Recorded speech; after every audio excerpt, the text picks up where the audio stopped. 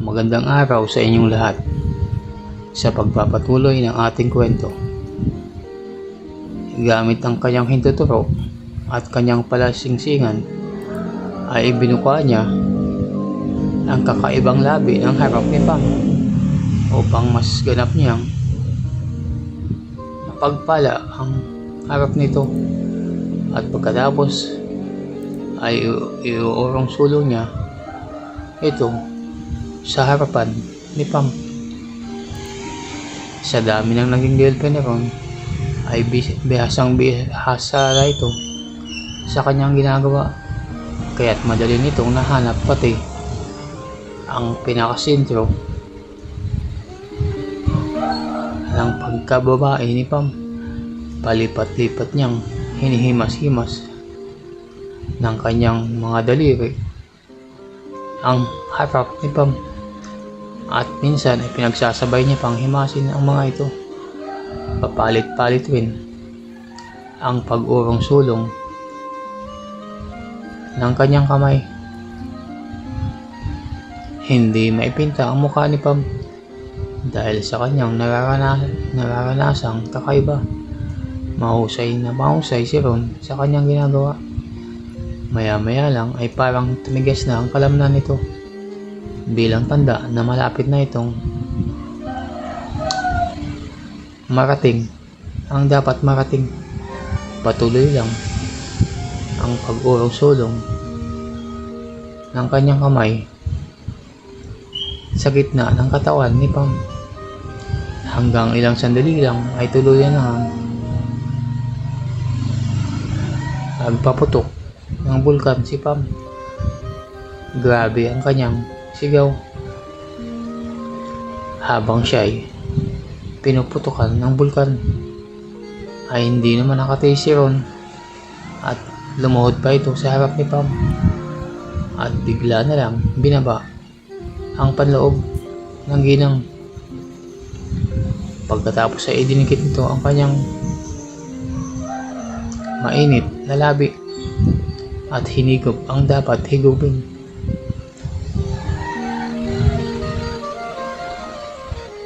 Sinalo lahat ng labi ni Ron ang lumalabas na mga likido sa gitnang bahagi ni Pam. Nang matapos ang napaka-intense na pagpapaputok ng bulkan ni Pam ay mukhang hindi pa tapos si Ron, at ngayon naman ay gustong gamitin ang kanyang ladik. At ganun nga ang nangyari. Although kalalabas lang, ay napapaliyad na naman ang ulo ni Pam dahil sa kanyang nararanasan na kakaibang kiliti. Kung anong galing ni Ron sa paggamit ng kanyang daliri, ay siya rin galing nito sa paggamit ng kanyang ladik. Habang ginagawa niya ang bagay na yon, ang kanyang kamay naman na parte ng kanyang kamay ay nag-uurong sulong din. Maya-maya lang ay tumitigas na naman ang kalamnan ni Pam. Sa pangalawang pagkakataon ay naglabas ulit ito ng kakaibang likido, at mas malakas pa ang kanyang sigaw kesa sa nauna niyang pagpapaputok ng bulkan. At dinig na dinig ni Tony mula sa labas.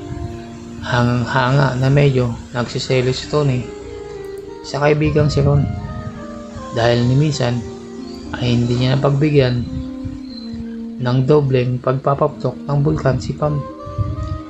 Pagkatapos ay lupay-pay na uli si Pam, at kailangang suportahan ni Ron upang hindi tuloy ang malugmok sa sahig. Nang medyo nakabawi niya si Pam ay tumayo na ito at itinaas ang kanyang nakasuot na panloob kanina. Pagkatapos ay pinalo nito siya sa dibdib.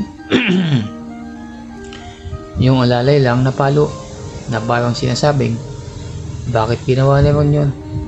Ngumisi lang si Ron. Pagkatapos ay itinaas na ang kanyang kamay na gamit niya sa pagpapala kay Pam, at nakita ni Pam na sobrang basang-basa ito. Parang may gustong ipahiwatig si Ron sa pamamagitan lang ng ngisi niya. Nakuha naman ni Pam ang gusto niyang pahigop ang kanyang mga daliri na nababalutan ng likido.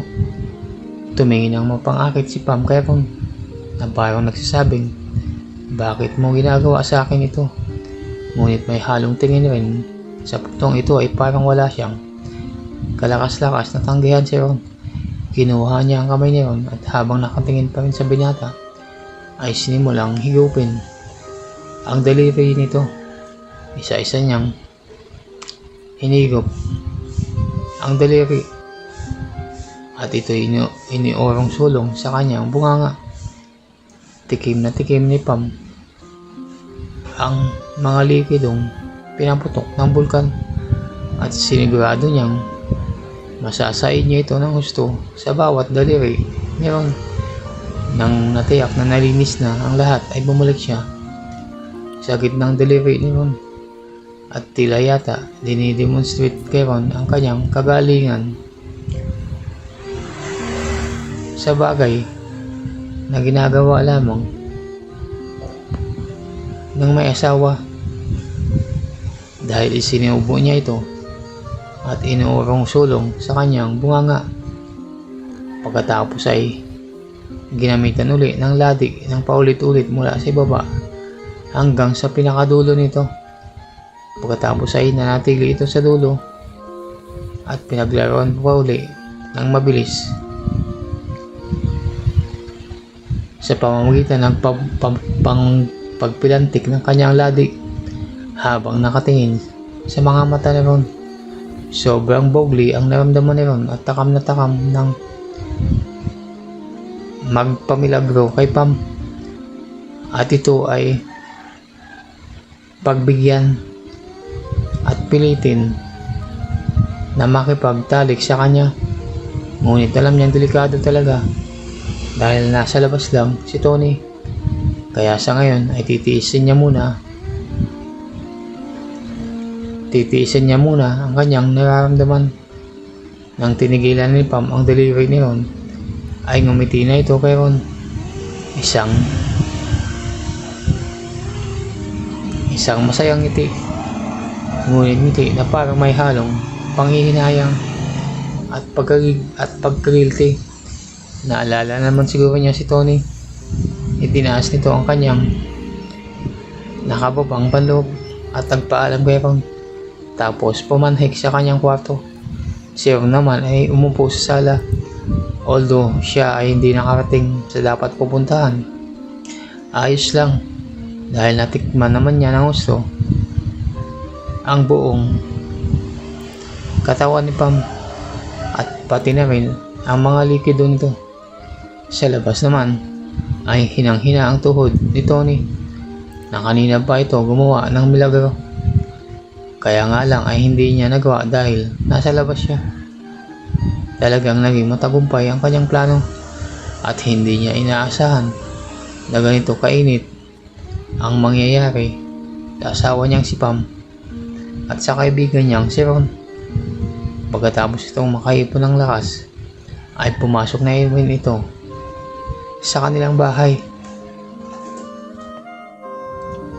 Ilang araw nang nangyari ang namagitan sa kanila ni Pam ay si Ron naman ang nakonsensya. Wala siyang balak pagtaksila ng kaibigan niya na mula high school ay hindi na niya mabilang kung ilang beses siyang sinakluluhan sa mga matinding problema. Ngunit ano nga ba magagawa niya? Nademonyo na talaga siya ng gusto.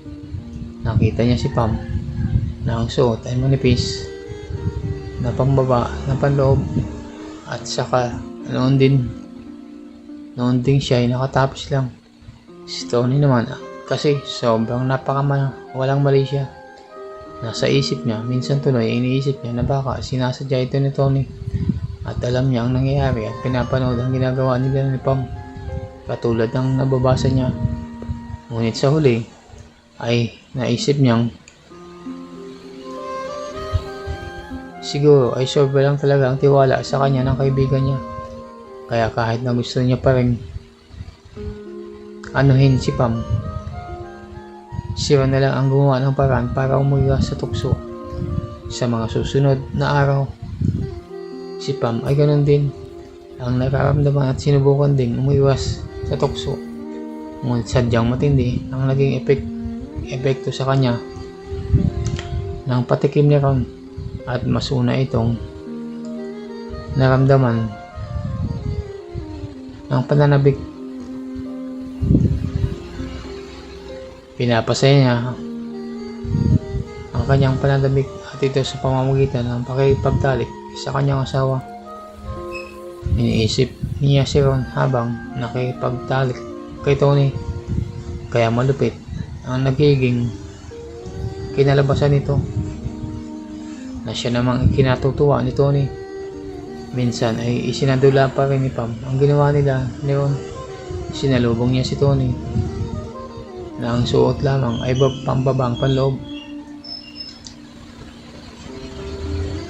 at pinagawa dito step by step kung ano ang ginawa nila sa kanya ni Ron, pati ang pagkarga nito dito papunta sa kusina para i-adjust ang stove at pagpapasandig nito sa dingding at pagmimilagro ng kanyang daliri sa kanyang harapan.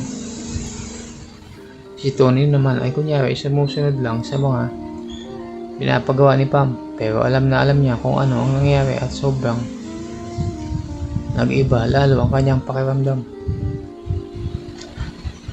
Napilit sinasariwa ni Pam ang nangyayari sa kanila ni Ron at siya pa ang naasawa niya ang ginawang kasangkapan. Masaya naman si Pam sa ginawang pagpapalabas ng kanyang nararamdaman kay Tony, ngunit hanap-hanap pa rin niya ang ligayang ibinibigay sa kanya ni Ron. Dahil dito ay nagpasya siya na gumawa ng paraan para kahit papano ay magkasarilinan uli sila ni Ron, kahit yung pakikipagtukaan lang siya dito o kaya ay makipagyakpan lang, at ito'y gagawin niya sa harap ni Tony para hindi pa rin maituturing na pagtataksil at hindi siya makonsensya. Ang naisip niyang paraan ay maging shoulder to cry on siya ni Ron kapag makikipag-break ito sa kanyang nagiging girlfriend. Technically, hindi shoulder to cry on ang kanyang i-offer kay Ron, kundi ang kanyang mga labi, ang kanyang mga yakap, at biglang sumagi sa isipan niya na kapag nagkainitan ay baka pati na rin ang kanyang katawan. Nakikiliti siya sa huling naisip niya, pero tinanggal niya agad sa kanyang isipan dahil hindi na dapat lumampas pa sa halik at yakap lang ang gagawin niyang pagdamay kay Ron. Kaya isang araw na dumating si Ron at Tony sa kanilang bahay ay agad sinalubong ni Pam si Ron at mukhang concerned na concerned sa sinabing, "Uy, narinig ko nakipag-break ka daw sa girlfriend mo." At bago pa makasagot ng maayos si Ron ay niyakap na kagad ito ni Pam at pagkatapos ay hinalikan, at ito ay hindi beso-beso kundi talagang halik. Si Tony naman ay medyo natigilan at tumitig lang dahil ito ang unang pagkakataon na lantarang hinalikan ni Pam si Ron sa kanyang harapan, at alam nilang nanonood siya. Siyempre ay nakaramdam na naman ng kakaiba si Tony, ngunit iniisip niya kung ano ang gagawin bago pa tuluyang maging kakaiba ang sitwasyon. Buti naman at naisip ng lahat ni Pam yun. Pagkatapos itong halikan si Ron ay hinarap niya ang kanyang asawa at sinabing, "Han, sabi mo nga sa text, heartbroken si Ron ngayon, so kailangan ko siyang damayan. Kaya nga kayo mag-iinuman ngayon, di ba? Ay dahil dadamayan mo din siya, di ba? Pero syempre, malapit na rin sa akin ang kaibigan mo, kaya gusto ko rin siyang damayan tonight. Okay lang ba sa iyo?" Lihim na napakinti si Tony dahil dito. Aba, at mukhang nakaisip yata ng paraan ang asawa ko na mag-compromise para pagtagpuin nito ang kanyang konsensya at ang kanyang nararamdaman. Ito ang nasa isip ni Tony. Alam ni Tony na iyong girlfriend na kabebek lang ni Ron ay bago pa lang ay hindi sineryoso ni Ron. Pero sa gabing ito ay gagatungan niya ang soisyong ito ni Pam dahil nabibigay ito ng potensyal na baka meron na namang mainit na mangyari sa pagitan ng asawa niya at kaibigan niya.